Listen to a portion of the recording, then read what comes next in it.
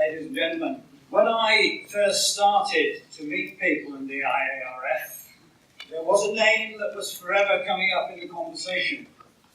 It flowed easily and reverently from those who were quite clearly held in great respect themselves. That name was Richard Boeke. As a Unitarian, I knew Richard already, and indeed it was he who first encouraged me to get involved with the IARF.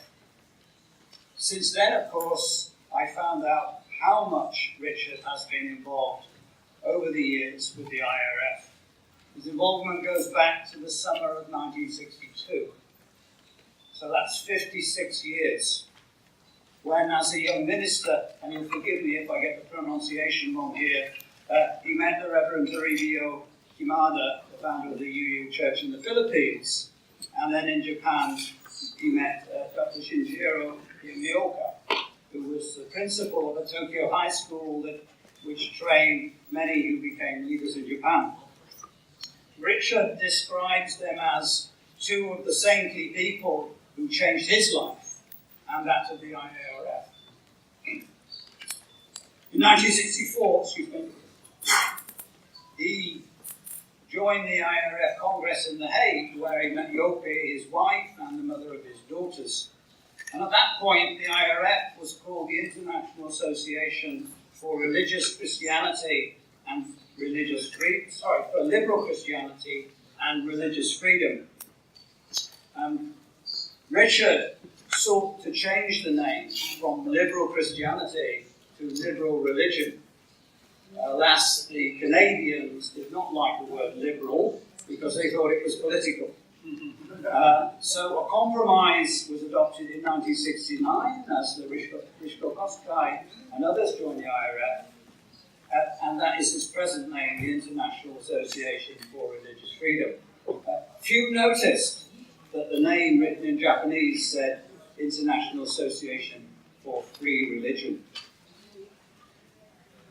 From then on, Richard and the IARF have been more or less the same thing. He met everybody, he knew everybody, and everybody knew him.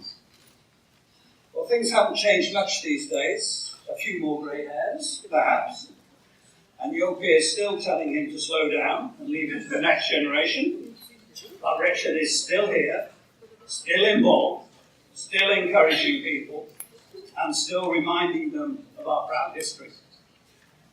Richard was instrumental in creating the Peace Commission.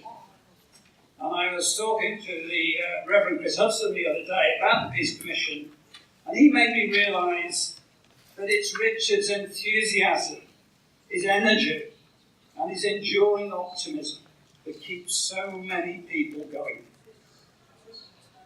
Richard, it gives me great pleasure to give this lifetime's achievement towards you, because it has been a lifetime and you have achieved so much. I suspect that you're, like Boeke, there's very little point in me telling you to slow down, but you've done your bit. But I know also that you're still so committed to the cause, and that will never change. So thank you once again for all your work, and may God go with you. Ladies and gentlemen, Dr. Richard Boeke.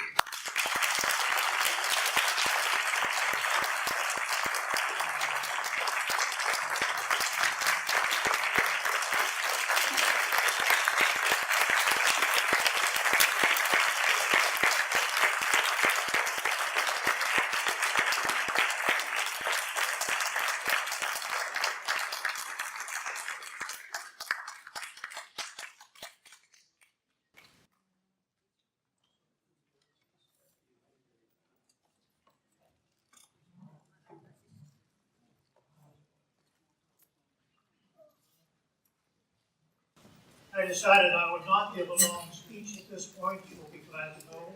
And I would mention just 3 things in my life very quickly, aside from the joy of family and kids. There they are. Over in the corner, they're my daughter and 2 of my grandchildren.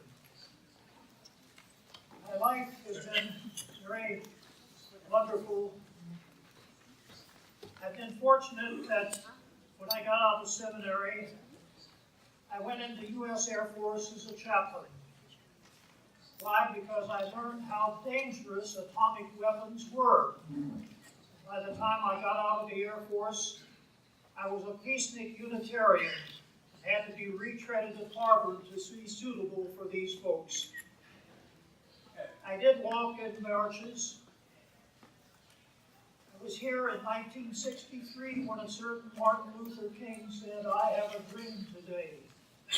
You know, at first he had one of these ordinary written out speeches, and somebody yelled to him back, "Tell him about the dream, Martin."